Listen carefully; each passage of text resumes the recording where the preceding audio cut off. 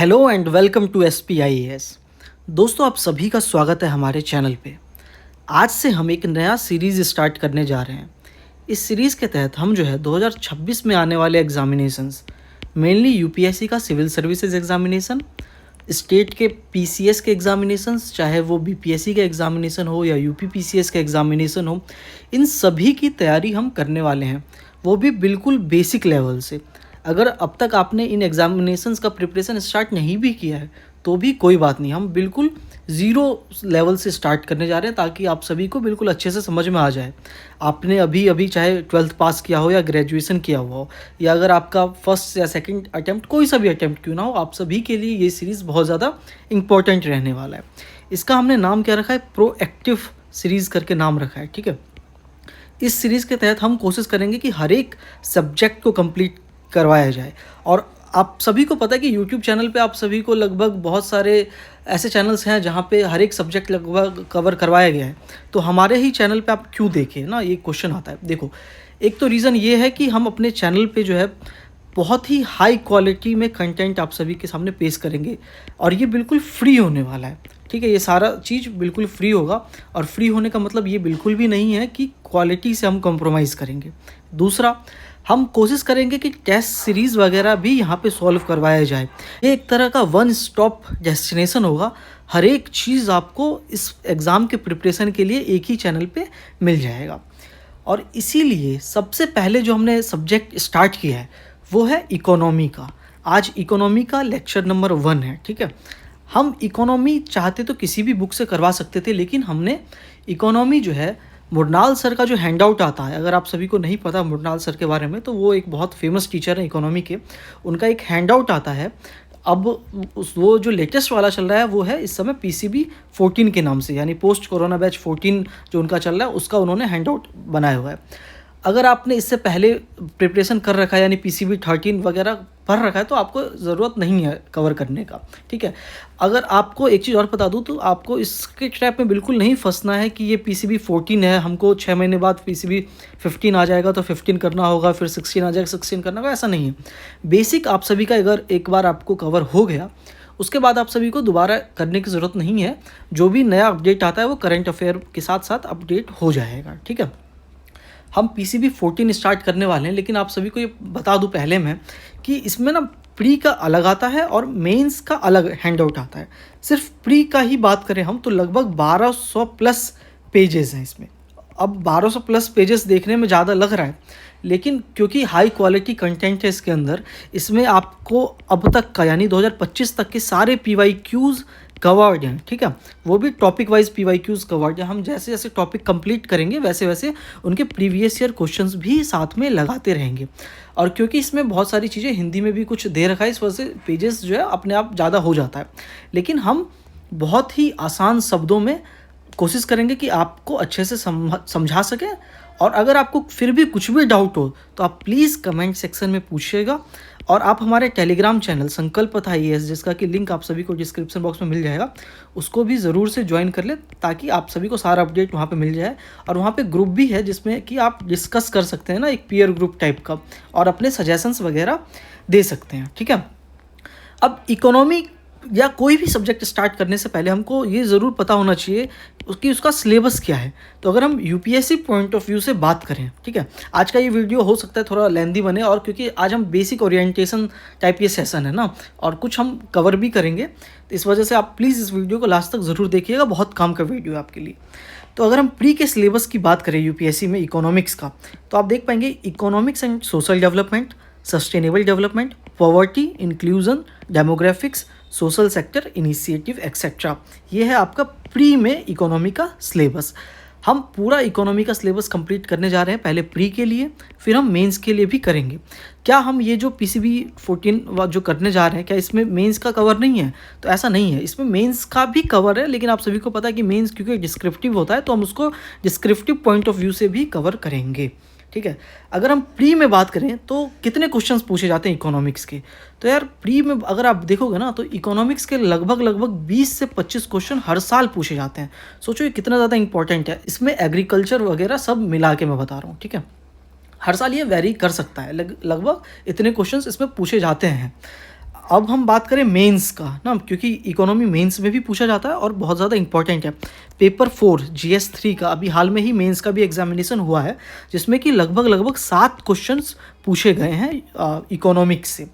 हर साल लगभग बात करो तो आप लगभग 8 से 9 क्वेश्चन इकोनॉमिक्स के पूछे जाते रहे हैं।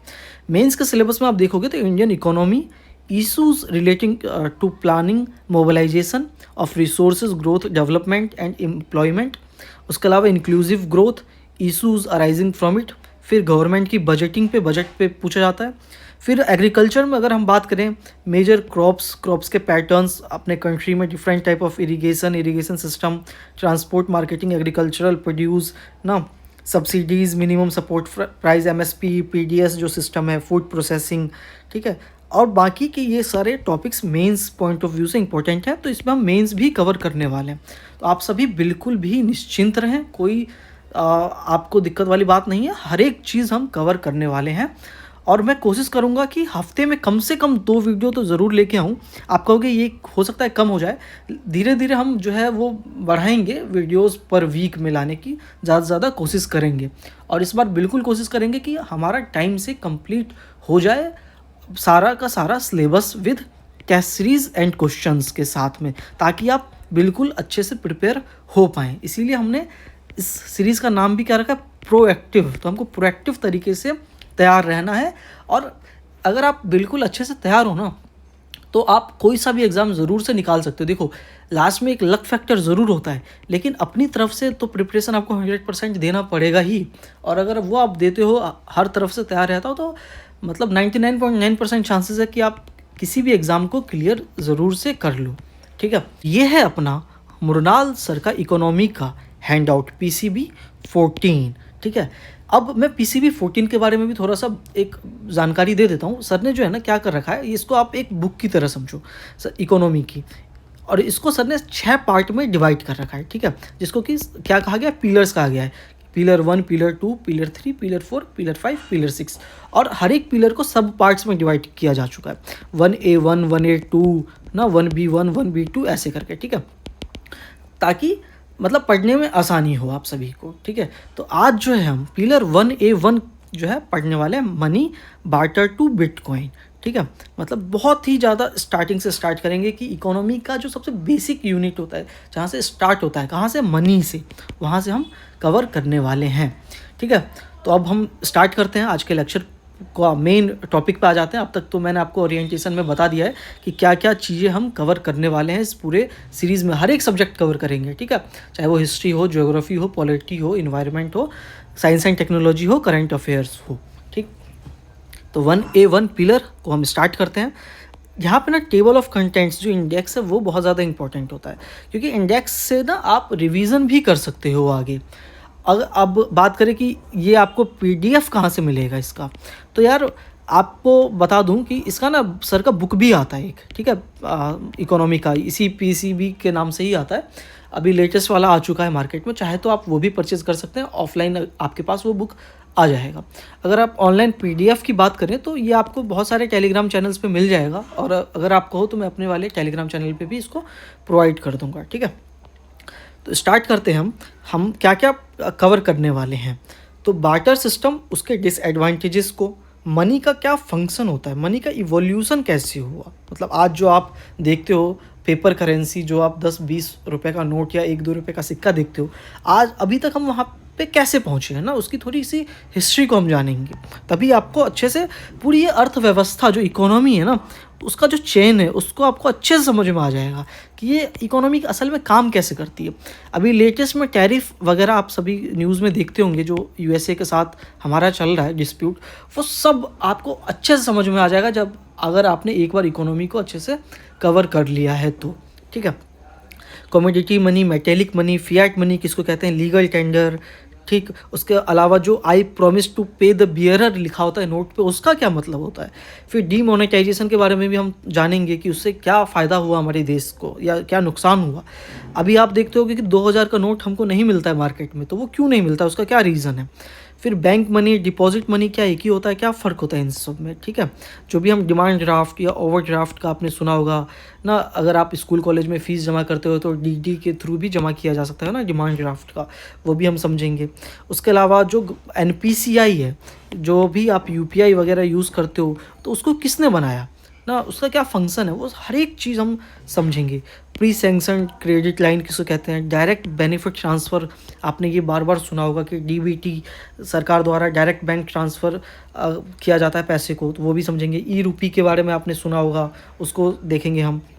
बहुत सारी चीज़ें, MDR, merchant discount rate, global money transfer, इन सारे चीज़ों को, कैशलेस इकोनॉमी को कैसे प्रमोट किया जा रहा है अपने देश में, पेमेंट सिस्टम ऑपरेटर्स क्या होते हैं।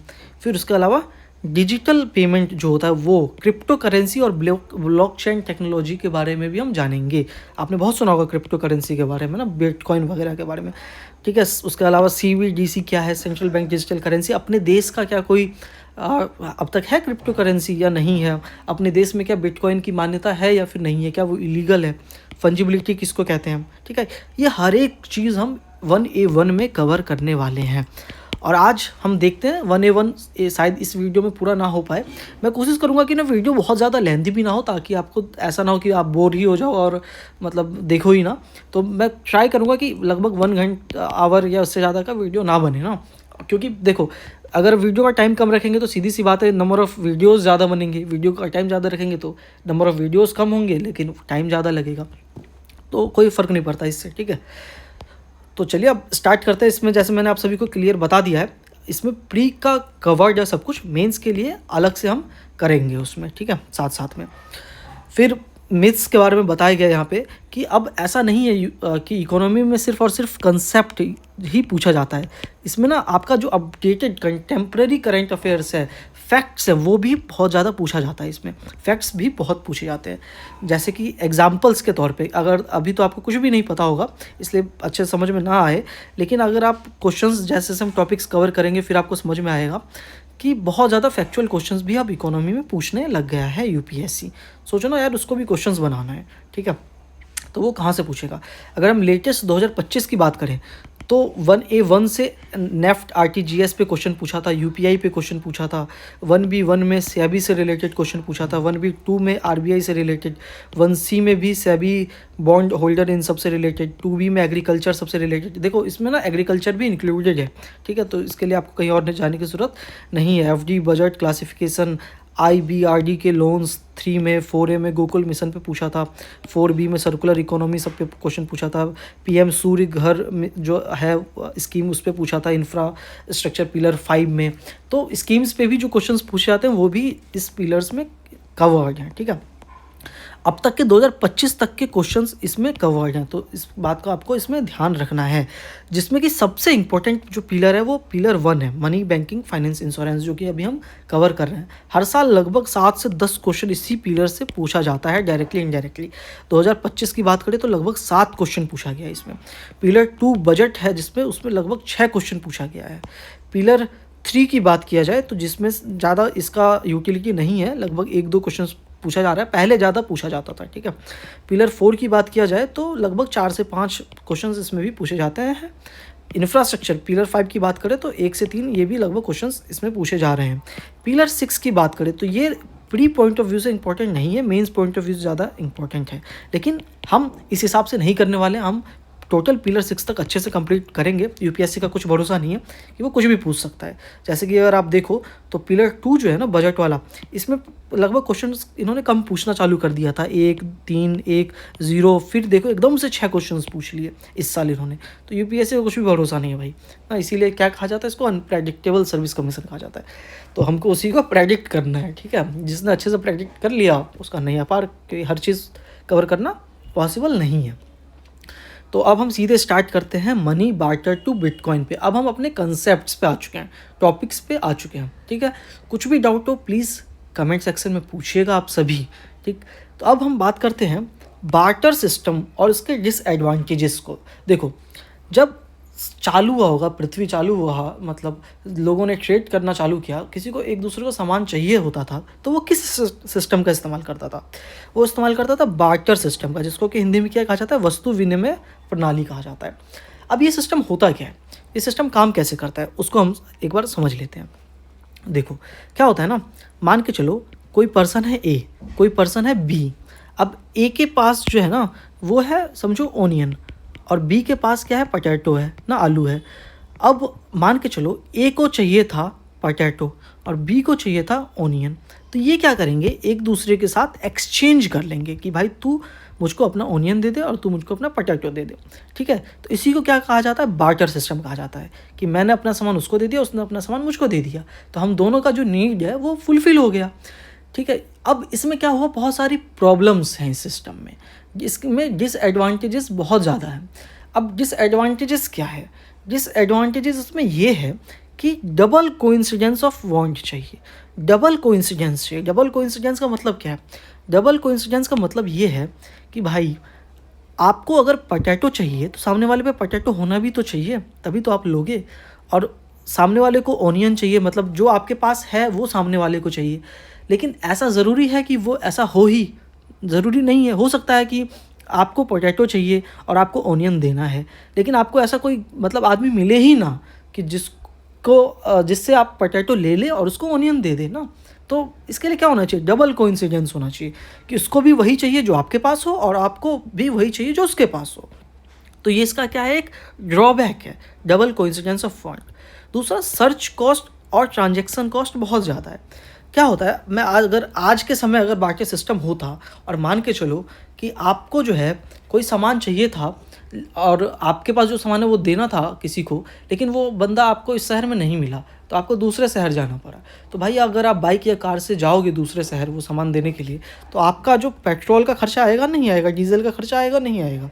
तो ट्रांजैक्शन कॉस्ट क्या हो गया, उसका ज़्यादा हो गया आपका। सर्च कॉस्ट क्या हो गया, ज़्यादा हो गया आपका। तीसरा, स्टोरेज ऑफ पेरिसेबल कमोडिटीज़ जो है वो डिफ़िकल्ट होती हैं। पेरिसेबल क्या होती हैं, जो धीरे धीरे ख़राब होने लग जाती है। जैसे कि टमाटर हो गया, धीरे धीरे क्या होने लग जाते हैं, ख़राब, ज़्यादा लंबे समय तक आप उसको स्टोर नहीं कर सकते हो। अब इससे क्या हो गया कि वैल्यू का लॉस हो गया। यानी अगर आपके पास ऑनियन है, अगर आपको ऑनियन दे के पोटैटो लेना है, तो भाई कुछ दिनों तक अगर आपने ढूंढा नहीं मिला तो आपका क्या हो जाएगा, आपका टमाटर ख़राब हो जाएगा। तो फिर तो कोई लेगा और भी नहीं, कोई नहीं लेगा। उसके अलावा ये इनकरेज नहीं करता स्पेशलाइजेशन को या डिवीज़न ऑफ लेबर को। मतलब स्पेशलाइजेशन को इनकरेज क्यों नहीं करता है, सोचो। क्योंकि अब अगर आपको नहीं मिलेगा कोई बंदा मतलब पोटैटो लेने के लिए या ऑनियन लेने के लिए, तो आप क्या करोगे, आप ही भाई हर एक सब्जी उगाओगे ना, क्योंकि आपकी मजबूरी है कि कोई आपको मिल ही नहीं रहा है। तो इससे क्या होगा, कोई क्या ये स्पेशलाइजेशन हुआ, नहीं हुआ स्पेशलाइजेशन। तो स्पेशलाइजेशन को इनकरेज नहीं करता है और डिवीज़न ऑफ लेबर को इनकरेज नहीं करता है। तो ये क्या, इसके डिसएडवांटेजेस हो गए बार्टर सिस्टम के। इसके लेकिन कुछ बेनिफिट भी हुआ करते थे, जो कि अब हम मतलब आज के समय में सोचोगे प्रॉब्लम है एक तरह से। क्या बेनिफिट हुआ करता था, तो यार बेनिफिट ये हुआ करता था, अगर हम बात करें, एक तो कि कोई भी फेक करेंसी का डर नहीं ना, कि भाई फेक करेंसी आ जाएगी। आज के समय में आपको पता ही है फेक करेंसी का डर रहता है कि कहीं फेक करेंसी ना आ जाए। दूसरा, फॉरेन ट्रेड जो है वो ईज़िली हो जाया करता था। यानी कि मतलब कोई फॉरेनर है, उसको कोई सामान चाहिए और आपके पास वो सामान है, तो आप ईज़िली जो है फॉरेनर्स के साथ ट्रेड कर सकते थे। लेकिन आज के समय में ऐसा नहीं होता है। क्यों, क्योंकि आप रुपया में ट्रेड करोगे, मान के चलो चाइना के साथ, और उसको नहीं चाहिए रुपया, तो वो ट्रेड थोड़ा मुश्किल होगा। जैसे कि अभी अपना रूपी रूबल ट्रेड का सेटलमेंट चल रहा है रसिया के साथ, ऑयल जो हमने लिया है बहुत मुश्किल से हुआ है वो सेटलमेंट, क्योंकि वो उनको ना रुपये चाहिए ना हमको रूबल चाहिए उनका। ठीक है, तो इन सब चीज़ों से दिक्कत होती है, क्योंकि एक्सचेंज रेट वगैरह से ना करवाना पड़ेगा। तो कोई बार्टर सिस्टम में किसी भी एक्सचेंज रेट का कोई दिक्कत नहीं, समझ रहे हो आप। तो इंस्टेड ऑफ यूजिंग करेंसी, मतलब पैसे को इस्तेमाल करने की जगह कमोडिटीज़ को जो है वो इस्तेमाल किया जाता है, उसको हम क्या कहते हैं, बार्टर सिस्टम कहते हैं। अगर आप इसकी डेफिनेशन टाइप को वैसे कोई काम का नहीं है, लेकिन फिर भी मैं अगर बताऊं तो instead of using currency exchange of commodity for trade. आज मैं बहुत धीरे धीरे आपको करवा रहा हूँ, चिंता मत करिए, लेकिन कल से अगली क्लासेस से हम जो बहुत जल्दी कवर करेंगे, ताकि हमारा सिलेबस भी टाइम से कंप्लीट हो पाए। और अगर तो आपको लग रहा है कि ये वीडियो बहुत धीरे मैं पढ़ा रहा हूँ, तो आप इसको 1.5x या 2x में भी देख सकते हैं। ठीक है, अब जब बार्टर सिस्टम हो गया, उसके बाद क्या आता है भाई, उसके बाद आता है मनी। मनी ने क्या किया, इन सारे प्रॉब्लम्स को सॉल्व कर दिया। जो भी अभी हमने प्रॉब्लम्स देखे हैं, ये वाले प्रॉब्लम्स, इन सभी को मनी ने क्या किया, सॉल्व किया। अब वो कैसे किया, क्या किया, वो सब हम समझेंगे। उससे पहले समझते हैं मनी का काम क्या होता है, फंक्शन क्या होता है मनी का। तो यार मनी के ना बहुत सारे फंक्शंस होते हैं, जिसमें से एक होता है प्राइमरी फंक्शन, जो सबसे महत्वपूर्ण फंक्शन है। एक तो है मेज़र ऑफ वैल्यू, कि भाई अगर पोटैटो ही है तो उसकी क्या कीमत होगी 1 किलो की, तो वो मेज़र कौन करता है, पैसा करता है, मनी करता है ना। तो एक क्या हो गया primary function, measure of value. दूसरा मीडियम ऑफ एक्सचेंज, यानी अगर हमने पैसा दिया उसके बदले में सामान लिया, तो ये क्या हो गया, मीडियम ऑफ एक्सचेंज का भी काम किया मनी ने। तो ये इसके प्राइमरी फंक्शन हो गए, ये आपको याद करना है क्योंकि इससे रिलेटेड क्वेश्चंस पूछे गए हैं। मनी का प्राइमरी फंक्शंस क्या हो गया, मेजर ऑफ वैल्यू और मीडियम ऑफ एक्सचेंज। मनी का सेकेंडरी फंक्शन क्या होता है भाई, मनी का सेकेंडरी फंक्शन हो गया स्टोर वैल्यू, ट्रांसफ़र वैल्यू और डिफर्ड पेमेंट। इसको शॉर्ट फॉर्म में कैसे याद रखना है, एस, टी और डी। स्टोर वैल्यू किसको कहते हैं भाई, मनी को आप स्टोर कर सकते हो ना बैंक में, गुल्लक में, उसकी भी क्या हो, कुछ वैल्यू है। उसके अलावा ट्रांसफ़र वैल्यू, आप जो है मनी को एक देश से दूसरे देश में भेज सकते हो, रेमिटेंसेस के फॉर्म में मनी को अपने देश में भेजा जाता है या नहीं भेजा जाता। तीसरा डेफर्ड पेमेंट, यानी आप पैसे से कोई भी सामान ईएमआई पे किस्तों में ले सकते हो। ये भी क्या काम, क्या हो गया, मनी का काम हो गया। तो मनी के प्राइमरी फंक्शन और मनी का सेकेंडरी फंक्शन आपको याद रखना है। फिर एक तीसरा होता है मनी की कंटीजेंसी फंक्शन, यानी इन फंक्शंस के अलावा, क्योंकि ये फंक्शंस एग्जिस्ट करते हैं, इस वजह से कुछ और भी फंक्शंस मनी ने एग्जिस्ट कर लिए। जैसे कि कार है, कार का मेन फंक्शन क्या है, आपको एक जगह से दूसरे जगह ले जाना। कंटीजेंसी फंक्शन में कार का आप अलग अलग तरीके से यूज़ कर सकते हो। कैसे, सामान ढोने के लिए, एक जगह से दूसरे जगह ले जाने के लिए आप एज अ टैक्सी यूज़ कर सकते हो, लोगों को ले जाने के लिए ना। तो मतलब कार आ गई तो बहुत सारे आपके पास तरीके आ गए। कंटीजेंसी फंक्शन में भाई फाइनेंशियल मार्केट का ये एक तरह का बेसिस है, सीधे सीधी बात है, शेयर मार्केट में आप कोई भी लेन देन पैसे से ही करते हो। उसके अलावा फैक्टर्स ऑफ प्रोडक्शन को मोबिलाइज करना, कैसे कि भाई आपने ज़मीन खरीदी, उसके लिए लेबर आपने रखा घर बनाने के लिए, आप उसको पैसा दोगे, वो आदमी कुछ और खरीदेगा। यानी कि जो फैक्टर्स है, उत्पादन का कारण क्या बन रहा है, मनी बन रहा है। यानी कोई भी चीज़ प्रोड्यूस हो उसका कारण बन रहा है मनी। तीसरा, नेशनल इनकम को भी रिडिस्ट्रीब्यूट करने में मनी मदद करता है। कैसे कि भाई सरकार आप तक डायरेक्ट बेनिफिट और बैंक ट्रांसफर्स के थ्रू पैसा पहुंचाती है आपके अकाउंट में, ठीक है। और भी बहुत सारे तरीक़ों से मनी की कंटीजेंसी फंक्शंस होते हैं। तो अगर हम इन कंक्लूज़न बात करें तो जो मनी है वो पेपर फॉर्म में भी हो सकता है, मनी डिजिटल फॉर्म में भी हो सकता है, मनी कॉइन के फॉर्म में भी हो सकता है, नोट के फॉर्म में भी हो सकता है। बस काम क्या है, जो कि मेज़र करे वैल्यू को, ठीक है, क्या करें, वैल्यू को। उसके अलावा हम अब समझेंगे फंजिबिलिटी, डिविजिबल भी समझेंगे किसको कहते हैं, ठीक है। आगे पहले हम समझते हैं कि मनी का इवोल्यूशन कैसे हुआ ना। अब तक क्या सीधे ही जो अभी हम 500 का नोट देखते हैं वहीं पे पहुंच गए हम, नहीं ना, कुछ रहा होगा उसका इवोल्यूशन। क्या इवोल्यूशन रहा, पहले कमोडिटी मनी था, फिर मेटेलिक मनी आया, फिर पेपर मनी आया, फिर bank money, deposit money, crypto currency, ये सब चल रहा है इस समय। कमोडिटी मनी किसको कहते हैं भाई, कमोडिटी मनी जो मतलब सामान वाला समझो मनी, आयरन नेल हो गया कि भाई मेरे पास 10 आयरन नेल हैं, उसकी वैल्यू इतनी है, मतलब किसी सामान को मेज़र करने के लिए मान के चलो 1 किलो जो सेब है उसकी वैल्यू हो गई 10 आयरन नेल, ठीक है। तो ये क्या हो गया, कमोडिटी मनी हो गया। उसके अलावा बियर के जो पेल्ट्स होते हैं वो, कोकोआ बीन्स, वेल के जो टीथ होते हैं, गोल्ड के जो नगेट्स होते हैं, इन सब को एज अ कमोडिटी मनी जो है वो यूज़ किया जाता था। साउथ अफ्रीकन जो पीपल थे वो एजटेक से कोकोआ बीन्स को यूज़ किया करते थे, ठीक है। काउरीज का यूज़ किया जाता था एज अ कमोडिटीज़ मनी, ठीक। लेकिन इसमें प्रॉब्लम्स थी, तभी तो मेटेलिक मनी के पास गए। क्या प्रॉब्लम्स थी कि ये पेरिसेबल होते थे, समय के साथ ख़राब हो जाते थे। कोई सोचो कोकोआ बीन्स है, वो समय के साथ क्या होगा, ख़राब हो जाएगा। यूनिफॉर्म नहीं रहता था। अगर भाई सोचो आयरन नेल्स की बात किया जाए, लोहे के नेल्स की, तो हो सकता है ना कि किसी का वज़न ज़्यादा हो, किसी का वज़न कम वज़न का हो। हमने ये तो कह दिया कि 10 नेल जो है, आयरन नेल है, वो 1 किलो सेब के बराबर है, लेकिन हो सकता है एक नेल जो है वो बहुत भारी हो, एक बहुत हल्का हो। यानी यूनिफॉर्म नहीं है, प्योर नहीं होते। फॉरेनर्स हो सकता है कि एक्सेप्ट ना करें, उनको कोकोआ बीन्स ना चाहिए हो ना, उनको वेल के टीथ नहीं चाहिए हो। फिर हम किस पे आए इसका सॉल्यूशन, मेटेलिक मनी पे आ गए। मेटेलिक मनी का मतलब क्या, सीधी सी बात है, जो धातु होते हैं वो उसके पैसे। अब इसमें भी क्या होता है, एक होता है इंट्रिंसिक वैल्यू। तो हमको समझना है कि इंट्रिंसिक वैल्यू किसको कहते हैं, ठीक है। इंट्रिंसिक वैल्यू होता है, आपको मैं बता दूं कि एक होता है इंट्रिंसिक वैल्यू, एक होता है फेस वैल्यू, ठीक है। इंट्रिंसिक वैल्यू वैल्यू होता है मेटल का, मतलब जो पैसा है उसका क्या वैल्यू है, उसको क्या कहते हैं हम, इंट्रिंसिक वैल्यू कहते हैं। दूसरा है फेस वैल्यू। फेस वैल्यू किसको कहते हैं, फेस वैल्यू कहते हैं कि जो वैल्यू उसके फेस पे लिखा हुआ है, वैल्यू ऑन फेस। अब समझाता हूँ आपको, मतलब चिंता करने की कोई बात नहीं है, आपको इसका फ़र्क समझाता हूँ। देखो, अगर आपके पास सोने का सिक्का है जिस पे कि लिखा हुआ है 5 रुपये, ठीक है, 5 रुपये उसकी क्या है, फेस वैल्यू हो गई। 5 रुपये क्या हो गई उसकी फेस वैल्यू। लेकिन अगर उस सोने का वजन के हिसाब से अगर हम बेचें तो वो समझो मान के चलो बिकेगा 100 रुपये में, लेट्स सपोज कि वो 100 रुपये में बिका, तो उसकी इंट्रिंसिक वैल्यू क्या हो गई, 100 रुपये की हो गई। समझ गए आप, फेस वैल्यू किसको कहते हैं और इंट्रिंसिक वैल्यू किसको कहते हैं।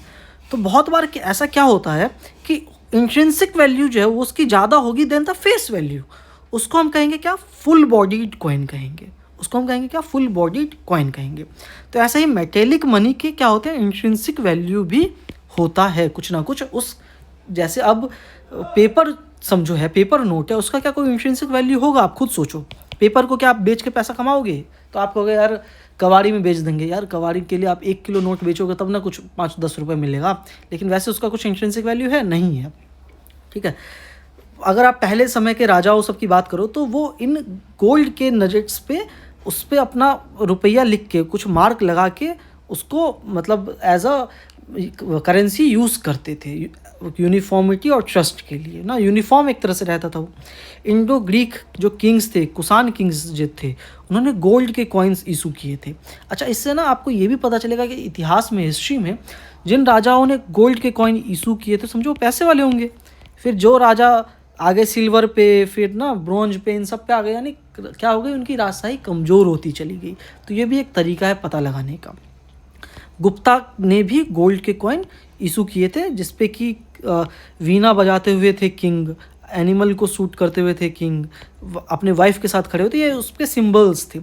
दिल्ली सल्तनत ने सिल्वर का टांका इशू किया था। तो सोचो कि गुप्ता सब जो थे वो ज़्यादा पैसे वाले थे देन द दिल्ली सल्तनत। शेरशाह सूरी ने रुपया वाला सिल्वर कॉइन को इशू किया था और अकबर ने मुहर को इशू किया था। अब आपको कि ये हिस्ट्री हम इकोनॉमी में क्यों पढ़ रहे हैं, तो भाई ये बस बेसिक आपको मनी का इन्फॉर्मेशन देने के लिए है। तो अभी मैंने आपको बताया क्या, फुल बॉडीड कॉइन के बारे में कि फुल बॉडीड कॉइन क्या होता है, जिसका इंट्रिंसिक वैल्यू इक्वल या ज़्यादा होगा उसके फेस के वैल्यू से। और इंट्रिंसिक वैल्यू क्या होता है मैंने आपको बता दिया, और फेस वैल्यू क्या होता है वो भी आपको बता दिया क्या होता है। अच्छा, इसका बेनिफिट क्या है, मेटेलिक मनी अगर हम बात करें कि जब आया इसके बेनिफिट क्या क्या होंगे। एक तो यार बेनिफिट ये होगा कि स्टेबल रहेगा प्राइस, ठीक है। उसके अलावा हमने देखा कि इंट्रिंसिक वैल्यू भी है इसका ना। उसके अलावा हमने ये देखा कि ये नॉन पेरिसेबल होते हैं, यानी कि ऐसा नहीं है कि समय के साथ जो है वो ख़राब हो जाएगा। फिर इसके जो प्रोडक्शन है वो भी लो रहेगा, क्योंकि हमारे हाथ में जितना चाहे हम प्रोड्यूस करें। और अगर हम बात करें वेल टीथ सब की बात करें तो वो हमारे हाथ में थोड़ी ना है, वो तो वेल को उन्होंने टीथ जितने निकाल सकते हैं उतने निकाल पाएंगे, ठीक है। तो ये इसके क्या है, इसके फ़ायदे हैं, मेटेलिक मनी के बेनिफिट हैं ये सब चीज़ें, ठीक। अब हम बात करें डिबेसमेंट क्या होता है, ये टर्म को समझ लो। डिबेसमेंट यानी कि मेटल जो है कॉइन में वो जब कम होगा तो उसको हम क्या कहेंगे, डिबेसमेंट कहेंगे। यानी इंट्रिंसिक वैल्यू सीधी सी बात है कम हो रहा है। कब होता था, जब राजा कमज़ोर होने लग जाते थे, औरंगजेब के समय, रोमन किंग्स के समय। तो क्या अब हम अभी भी सोने का सिक्का यूज़ करते हैं, नहीं करते भाई, सीधी सी बात है, अपना पैसा कहाँ से आएगा इतना। हम किसका यूज़ करते हैं, अभी हम मॉडर्न जो है इन सिक्कों का यूज़ करते हैं, ठीक है। मतलब ये जो सिक्के हैं किससे बने होते हैं आप सभी को पता है, ये बने होते हैं कुप्रो-निकल मेटल से ना, मॉडर्न कॉइन्स जो हैं। इसमें क्या इंट्रिंसिक वैल्यू होता है, तो होता है लेकिन बहुत कम। देखो हर एक मेटल में इंट्रिंसिक वैल्यू कुछ ना कुछ होगा, लेकिन अगर हम बात करें अभी के जो मॉडर्न हम कुप्रो-निकल वाला मेटल यूज़ करते हैं, इसकी इंट्रिंसिक वैल्यू बहुत ज़्यादा कम होती है। आप सभी को अगर याद होगा तो पहले जो 5 रुपये का मोटे सिक्के आया करते थे, क्या होने लगे आपको पता है, बांग्लादेश इन सब में ना, नेपाल इन सब में इलीगल तरीके से उन सिक्कों को ले जाया गया और उन सिक्कों की मदद से ब्लेड्स बनाए गए, सोचो पिघला के उनको। ₹5 का सिक्के से उन्होंने मान के चलो 10 ब्लेड बना दिया, हर एक ब्लेड को ₹2 में बेचा, यानी ₹20 कमा लिए उन्होंने ₹5 के सिक्के से। तो ये ऐसा करते थे इलीगल तरीके से। तो इस वजह से सरकार ने क्या किया, सिक्कों को पतला करने लग गई और इसकी इंट्रिंसिक वैल्यू को कम से कम करने लग गई। तो इसको हम क्या कहते हैं, टोकन कॉइन कहते हैं। फुल बॉडीड कॉइन किसको कहेंगे, जिसकी इंट्रिंसिक वैल्यू इक्वल या फिर ज़्यादा हो उसके फेस वैल्यू से। टोकन कॉइन किसको कहेंगे, जिसकी की इंट्रिंसिक वैल्यू कम हो उसके फेस वैल्यू से। 1330s में तुगलक ने कॉइन एक्सपेरिमेंट किया था, जो कि आप हिस्ट्री में पढ़ोगे, जो कि एपिक फेल रहा था। कॉइनेज एक्ट 2011 जो है वो प्रोहिबिट करता है सिक्कों की मेल्टिंग को, क्योंकि ये बांग्लादेश इन सब वाले केसेस आने लग गए थे ना। तो कॉइनेज एक्ट में बदलाव किया गया और कहा गया कि आप सिक्कों को मेल्ट नहीं कर सकते हो। ठीक है, तो अभी तक हमने इतना कवर कर लिया। उसके बाद हम आते हैं किस पे, पेपर करेंसी पे। ठीक है, हम पेपर करेंसी की हमको ज़रूरत क्या पड़ी जब हम मेटेलिक वाले सिक्के इस्तेमाल कर रहे थे। तो उसके कुछ प्रॉब्लम्स थे। कैसे कि बल्क में कैरी करना मुश्किल था, समझ रहे हो ना आप, कि बहुत सारे सिक्के आप कैरी करोगे, वो एक अलग प्रॉब्लम हो गया। पेपर क्या हल्का है, और मेटल का हमने देखा इंट्रिंसिक वैल्यू होता है, तो उससे भी लोग उसका गलत फ़ायदा इस्तेमाल करते थे। तो पेपर करेंसी आ गया तो उसका ये गलत फ़ायदा भी बंद हो गया। ठीक है, अगर हम बात करें प्रीसियस मेटल कॉइन्स की, उसकी इंट्रिंसिक वैल्यू क्या होती है। पेपर करेंसी की कोई भी इंट्रिंसिक वैल्यू नहीं होती है। अगर बात करें करेंसी नोट की, जब कोई इंट्रिंसिक वैल्यू होती ही नहीं है तो हम क्यों उसका लेन देन करते हैं। तो एक तरह से ट्रस्ट के लिए, क्यों, क्योंकि सरकार की उसके बैकिंग है, आरबीआई ने उसको बैक कर रखा है, और वो जो आई प्रॉमिस टू पे बियरर लिखा हुआ है उसकी वजह से हम इन करेंसी का यूज़ करते हैं, उस पर ट्रस्ट करते हैं कि ऐसा नहीं है कि ये करेंसी काम के नहीं है। सरकार ने इसके पीछे वादा कर रखा है कि इसके बदले हम आपको पैसा देंगे, समझ गए आप, वो भी हम देखने वाले हैं। अभी हमने पेपर करेंसी सब देख लिया, अब हम बहुत इंपॉर्टेंट टॉपिक की बात करते हैं, किसकी, फिएट मनी की, कि फिएट मनी किसको कहते हैं। देखो आज जो है हम ना फिएट मनी और लीगल टेंडर यहाँ तक समझ लेते हैं कि लीगल टेंडर किसको कहते हैं, फिर बाकी अगले वीडियोज़ में हम आगे कवर करेंगे। ठीक, फिएट मनी किसको कहते हैं। तो यार फिएट मनी होने के लिए 2 कंडीशंस होना, फुलफ़िल करना बहुत ज़्यादा ज़रूरी है। कौन कौन से हैं वो 2 कंडीशंस। पहला कि वो जो है वो किसी फिजिकल करेंसी के फॉर्म में हो सकता है, नोट जो है। दूसरा, फिजिकल करेंसी के नोट के फॉर्म में हो सकता है, कॉइन के फॉर्म में हो सकता है, वर्चुअल कॉइन भी हो सकता है, डिजिटल कॉइन, क्रिप्टो कॉइन हो सकता है, और साथ में वो मेज़र करे वैल्यू को। ठीक है, यानी फिजिकल फॉर्म में उसका होना ज़रूरी नहीं है, वर्चुअल कॉइन भी हो सकता है, पहला कंडीशन। दूसरा कंडीशन ये है कि उसको किसी किंग ने या क्वीन ने या गवर्नमेंट या सेंट्रल बैंक ने ज़रूर से इशू किया गया हो। समझ रहे हो आप, एक तो फिजिकल फॉर्म में हो या डिजिटल फॉर्म में हो कोई फ़र्क नहीं पड़ता। दूसरा कंडीशन ये है कि उसको सरकार ने, राजा रानी, किसी सेंट्रल बैंक ने उसको इशू किया गया हो, तो हम उसको क्या कहेंगे, फिएट मनी कहेंगे। अगर हम अपनी करेंसी की बात करें, यानी कि अपना अगर 10 रुपये का नोट की बात करें, क्या वो फिजिकल फॉर्म में है, बिल्कुल। क्या उसको अपनी सेंट्रल बैंक ने इशू किया है, तो बिल्कुल आरबीआई ने इशू किया हुआ है। तो यानी अपनी जो करेंसी है वो फिएट मनी उसको हम कहेंगे। समझ में आ गया आप सभी को फिएट मनी किसको कहते हैं। अब हम बात करेंगे लीगल टेंडर से, उससे पहले कुछ फैक्ट्स जान लेते हैं पैसों के बारे में। कौन कौन से फैक्ट्स, कि यार गवर्नमेंट जो है ना वो इशू कर सकती है कॉइन्स अप टू 1000 रुपीज़ तक का। आपको पता था क्या ये बात, कि गवर्नमेंट के पास यानी सरकार के पास, आप कहोगे यार ये नोट भी तो सरकार ही इशू करती है। नहीं भाई, नोट जो है वो आरबीआई इशू करती है। करेंसी के जो नोट्स हैं ₹1 से ज़्यादा, यानी अदर देन ₹1 का नोट कौन इशू करता है, आरबीआई इशू करती है अंडर आरबीआई एक्ट 1934। और सरकार जो है वो ₹1 का नोट और 1000 तक का सिक्के इशू कर सकती है, उसको ये पावर मिला है कॉइनेज एक्ट 2011 के तहत में। अभी सरकार करेंटली 50 पैसे को इशू करती है और अप टू 20 रुपीज़ के कॉइन तक को इशू करती है।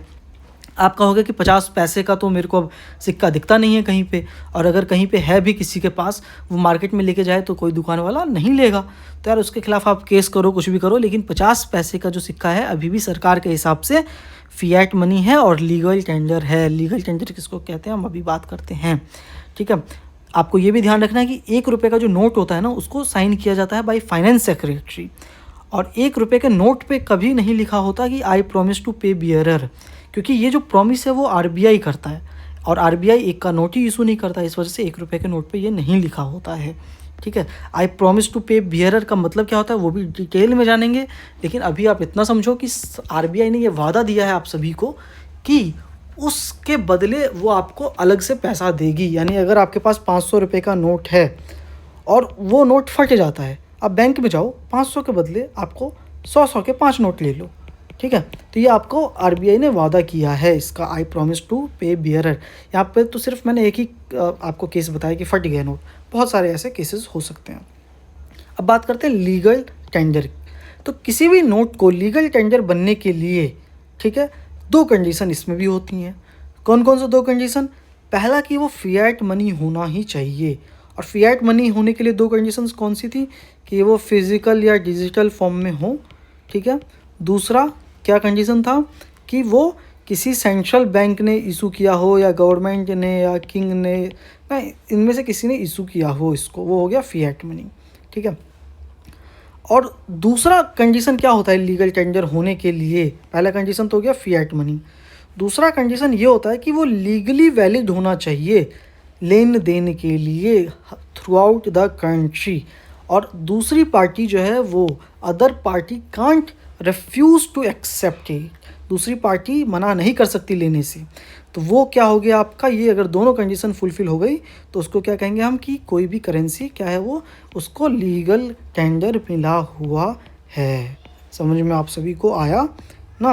अब आप कहोगे 50 पैसे का अगर एग्जांपल लें, आप कहोगे कि सामने वाली पार्टी तो मना कर रही है लेने से, लेकिन सरकार ने मना नहीं किया है ना कि 50 रुपये पैसे का जो नोट है वो नहीं चलेगा।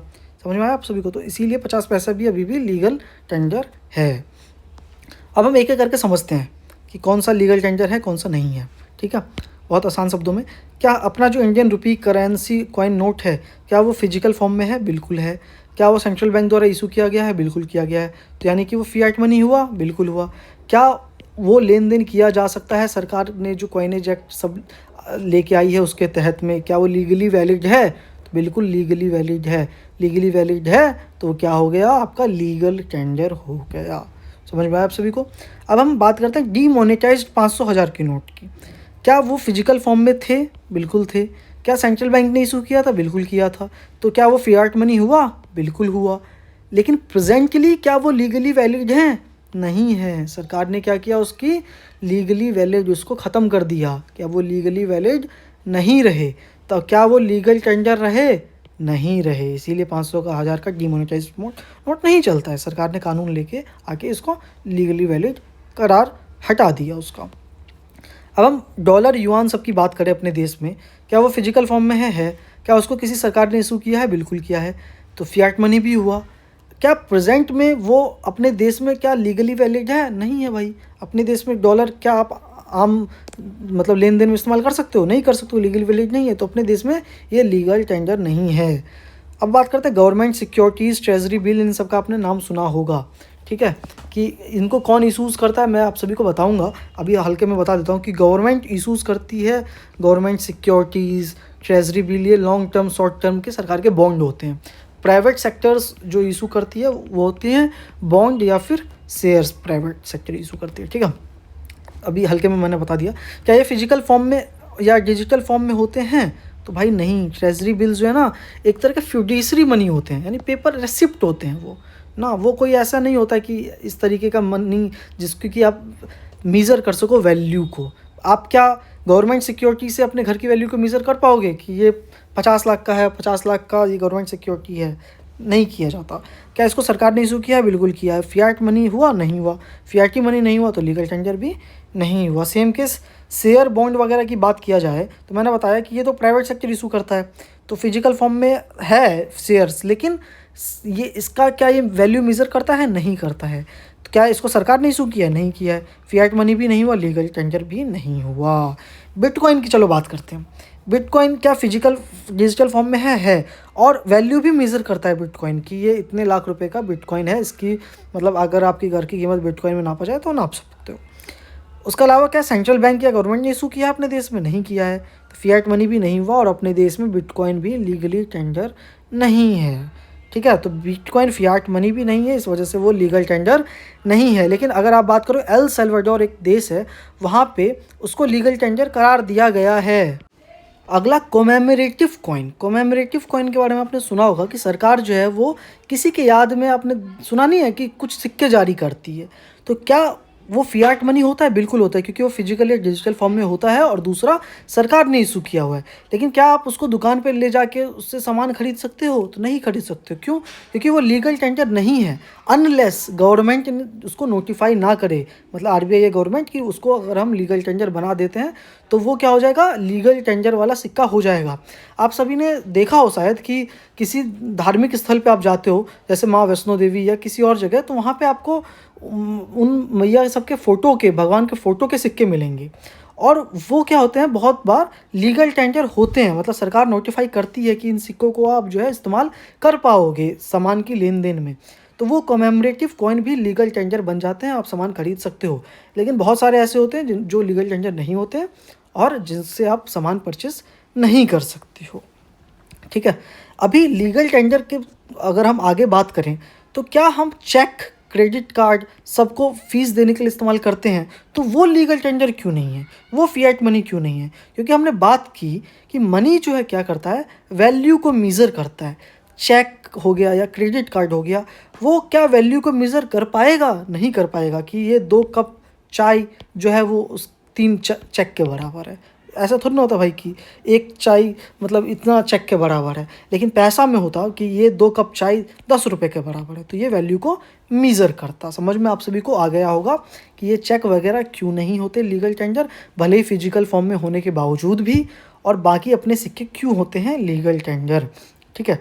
अब लीगल टेंडर जो है ना, वो लिमिटेड और अनलिमिटेड भी हो सकता है। लिमिटेड लीगल टेंडर किसको कहते हैं और अनलिमिटेड लीगल टेंडर किसको कहते हैं? नाम से ही पता चल रहा है भाई कि लिमिटेड है वो लीगल टेंडर। जैसे कि सिक्के 5 रुपये, 2 रुपये, 1 रुपये के सिक्के हो गए, तो अगर आप मान के चलो 1 लाख रुपए का कोई सामान खरीदने के लिए जा रहे हो, क्या आप 1 लाख के सिक्के लेकर चले जाओगे दुकान में और कहोगे कि सामान दो?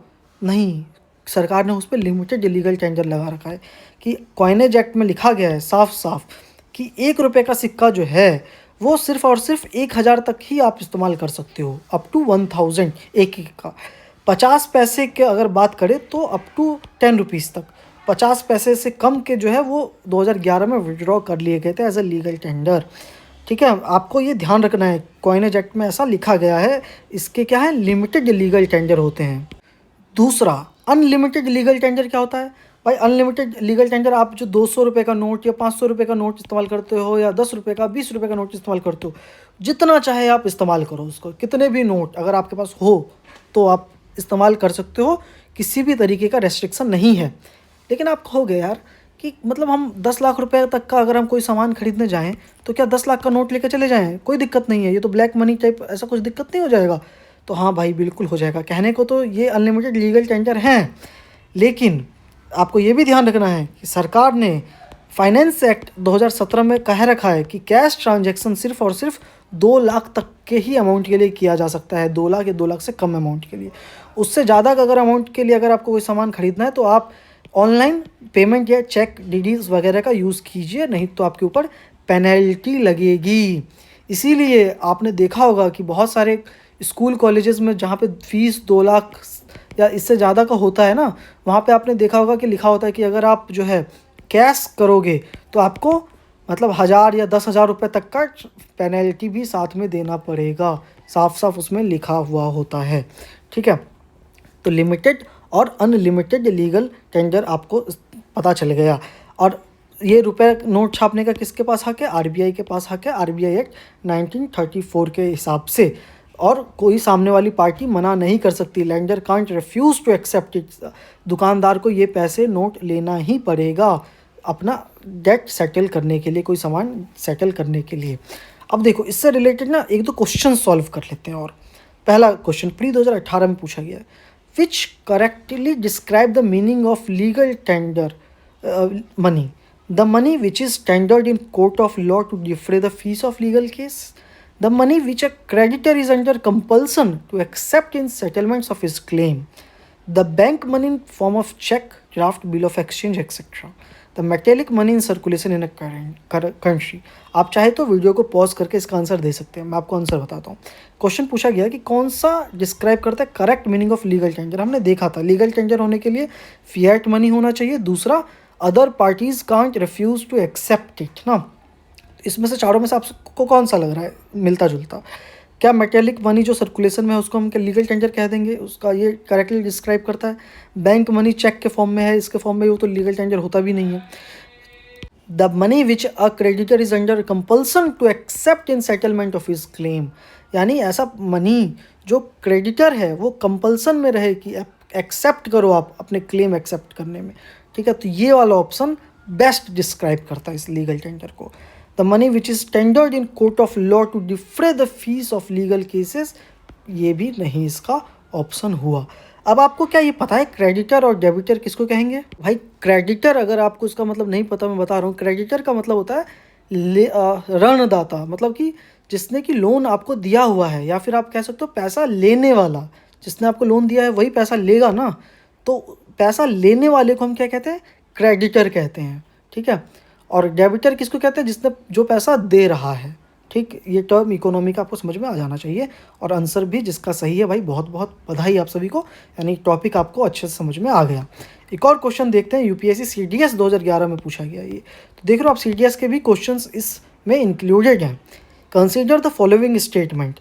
In India the minimum denomination coin acceptable for transaction is 50 पैसा। क्या 50 पैसे का मतलब मिनिमम है डिनोमिनेशन एक्सेप्ट किया जा सकता है? अभी हमने देखा कि 50 पैसे को एक्सेप्ट किया जा सकता है या नहीं।